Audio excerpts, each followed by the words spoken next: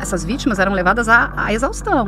O que acontecia? E muitas não aceitavam, então apanhavam, tinham suas roupas rasgadas, cabelos puxados, o corpo marcado. Elas tinham que ficar em cárcere privado até não ter nenhuma marca, até estarem ok, e aí elas eram liberadas. Disseram que nas festas dele predador sexual. Tinha que colocar a balança, as mulheres não podiam passar de 63 quilos, tinha que estar de mini saia. Ele criou... As atualizações. Os outros tentavam fazer mais embaixo do pano e esse cara é totalmente... Ele fazia as festas pra todo mundo. Então, ver, o que acontece? Aí, olha só, quando você pensa nessas freak-offs, que eram festas que podiam durar dias, não é uma festinha, a festa do terror durava dias. Todas aquelas vítimas, né, elas eram obrigadas a performar sexo contra a vontade delas, independente da vontade. Querendo ou não, filha, você tá aqui, agora você dançou. Ele contratava profissionais do sexo, farta distribuição, né, de entorpecentes. Aí drogas, tanto drogas responsivas, que são aquelas que vão te deixar obedientes, como a ketamina, como drogas excitantes, para fazer você ter vontade. Mas eram horas e horas e horas. E essas vítimas eram levadas à exaustão. O que acontecia? E muitas não aceitavam, então apanhavam, tinham suas roupas rasgadas, cabelos puxados, o corpo marcado. Elas tinham que ficar em cárcere privado até não ter nenhuma marca, até estarem ok, não terem nenhum vestígio de que passaram por esse horror de drogas, e aí elas eram liberadas. Só depois disso. Ele fazia isso. Agora, ele é um homem, tá? Quem levava droga? Quem arrumava aquela festa inteira? Quem levava equipe, música? Né? Quem que cuidava de tudo? Tinha médicos? Você imagina, as pessoas deviam passar muito mal, gente. Pô. Então você tinha que ter gente da limpeza, você tinha gente desde a arrumação, do abastecimento, de tudo, de comida, de droga, de água, do diabo que o carregue. Tinha uma equipe de filmagem, tudo lá foi filmado. A polícia pegou o HSI, pegou uma quantidade absurda de material, de tapes, de HDs, porque o que ele fazia? Ele gravava para depois ele... ter como manipular. Assim como uma extorsão. Sim. Exatamente. E aí, o que acontece? A gente tá falando de uma equipe gigantesca, né? Não é fácil, imagina. Você tinha que ser... Porque começava com as white parties e terminava nas freak-offs.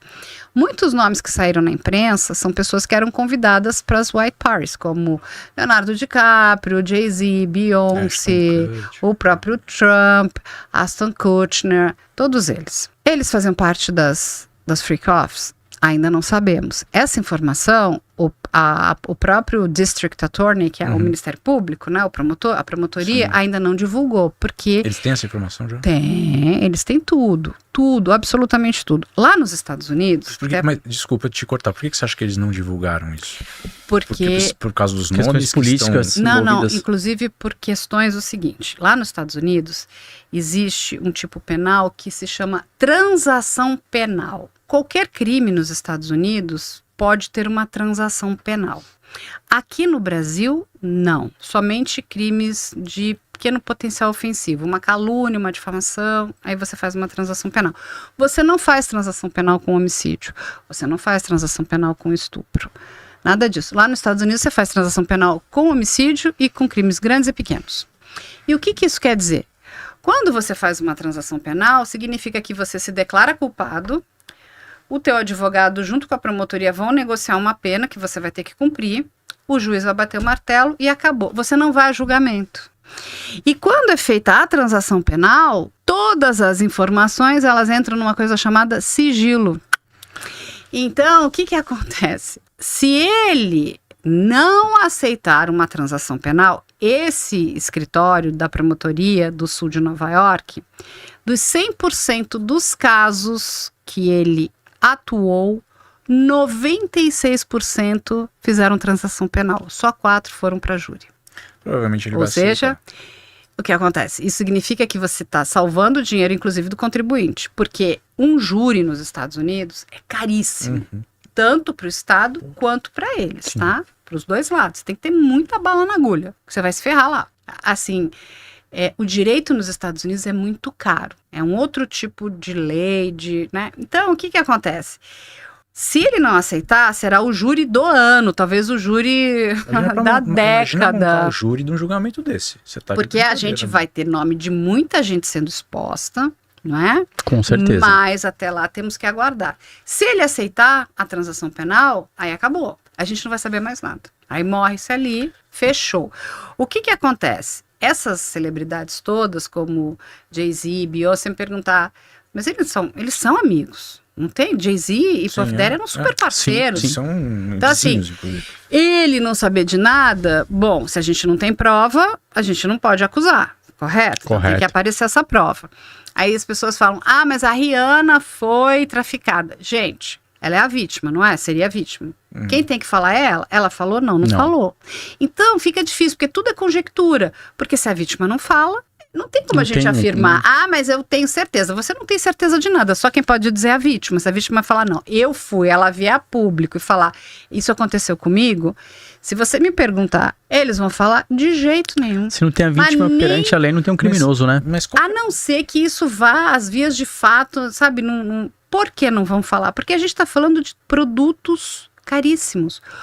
Um Jay-Z vale 2,4 bilhões de Um dólares. Leonardo DiCaprio. Uma Rihanna vale 2 bilhões. Não, os cantores valem muito mais que os atores, tá? Sim. Só pra deixar aqui. Rihanna, Jay-Z, todos eles valem fortunas. Ele chegou a valer 1 bilhão de dólares. Hoje, ele perdeu um monte de contratos, um monte de tudo. E com quem que eles assinam esses contratos? Isso é uma coisa muito interessante. Com grandes empresas, grandes marcas de luxo.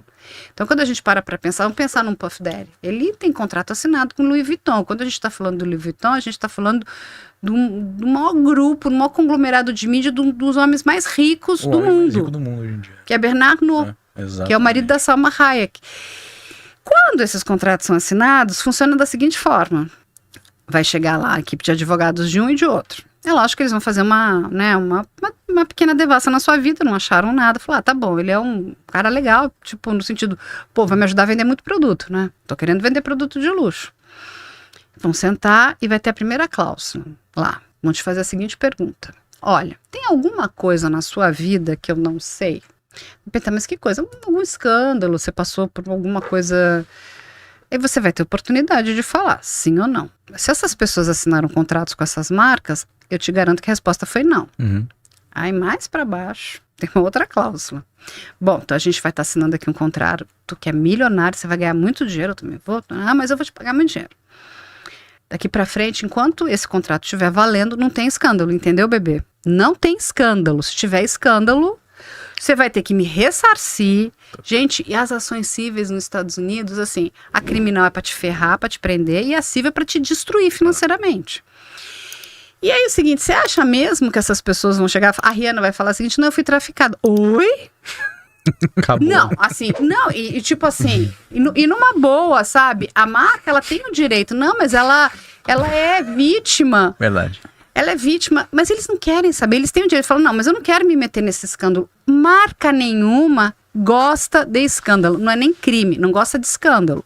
Uma coisa é a seguinte, não, eu quero ajudar as vítimas de violência doméstica, tá tudo bem, tá tudo legal. Mas você pega no pulo e tá lá, cara, é uma confusão. E o que eles estão fazendo? Tem um PR bastante famoso lá nos Estados Unidos. Eu cheguei a falar com ele, ele falou, Carla, todas essas pessoas estão fazendo acordos e pagando verdadeiras fortunas. Mas eu falei, mas eles são culpados? Não, mas é para tirar o nome deles da boca. Sim. Então eu pago o que for, tira meu nome da boca, então daqui pra frente você não fala mais meu nome, tá? Mas qual que é a vantagem para esse cara que já tá ferrado fazer uma transação Porque é o seguinte, dessa? um dos crimes, que é o crime de tráfico de pessoas, principalmente o transnacional, ele pega prisão perpétua. Mas se ele não pegar perpétuo, ele vai pegar uns 160 anos. Talvez não, aí é uma negociação, pode ser o quê? 50 anos, 30, não sei. Entende? Tudo vai ser, e não é só isso, os crimes não param nele. Quando a gente está falando de novo de um tribunal, ele tem lá 7 filhos. Ele vai ser uma derrama, uma destruição financeira. Será que esses filhos não estão envolvidos? Perfeito, entendi. Então, de repente, é o seguinte, eu vou estancar o aqui, derrame financeiro, eu vou preservar algumas pessoas da minha família que eu E gosto. vou segurar. Ele estava fazendo uma série pro Hulu, que era o Puffy Diddy Plus 7, que é o Diddy mais 7, que são os filhos dele, que é tipo ser uma Kardashian, sabe? Olha o tanto que estavam investindo nesse homem. E tudo foi cancelado, sabe, às pressas, gastaram uma fortuna. E quando a gente fala Hulu, a gente tá falando do grupo ABC, mas NBC, né? Então, assim, é um grupo muito forte nos Estados Unidos de streaming. E aí os filhos vão entrar de gaiato, então de repente ele fala não. Mas ele pode querer ir pro tudo ou nada. Ele fala, então, já que eu vou me ferrar, vou levar todo mundo junto. Exato. Porque tem muita gente envolvida. E aí as pessoas perguntam, né? Mas como que ele conseguiu fazer isso tudo durante tanto tempo?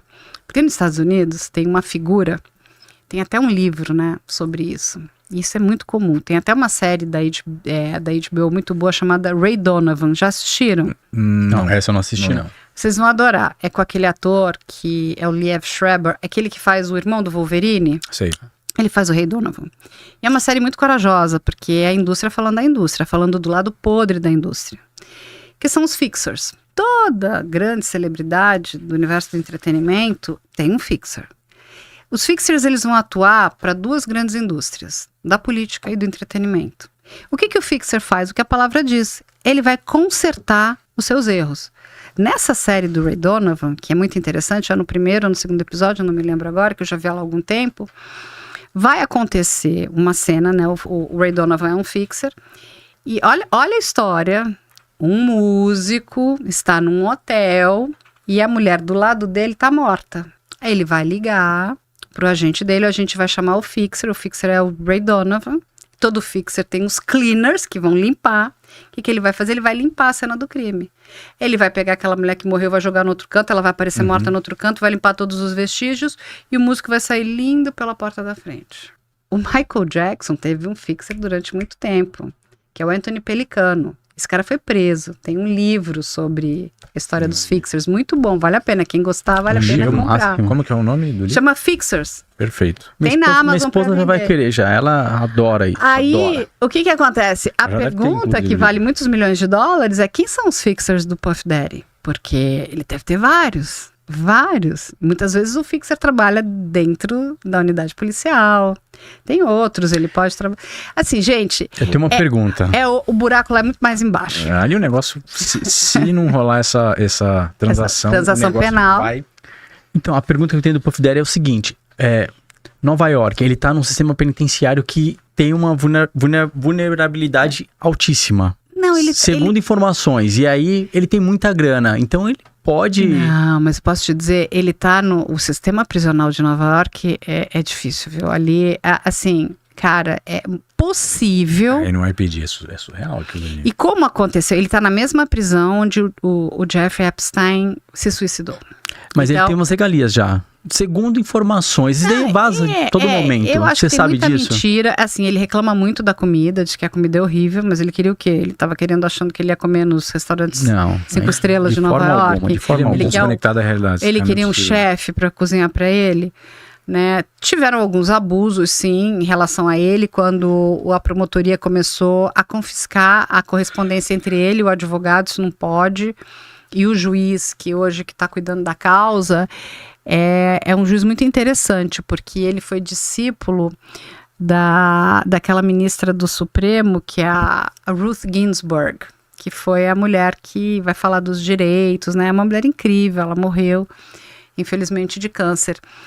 E ele é de origem indiana. Não me engano, o nome dele é Subramanian, uma coisa assim.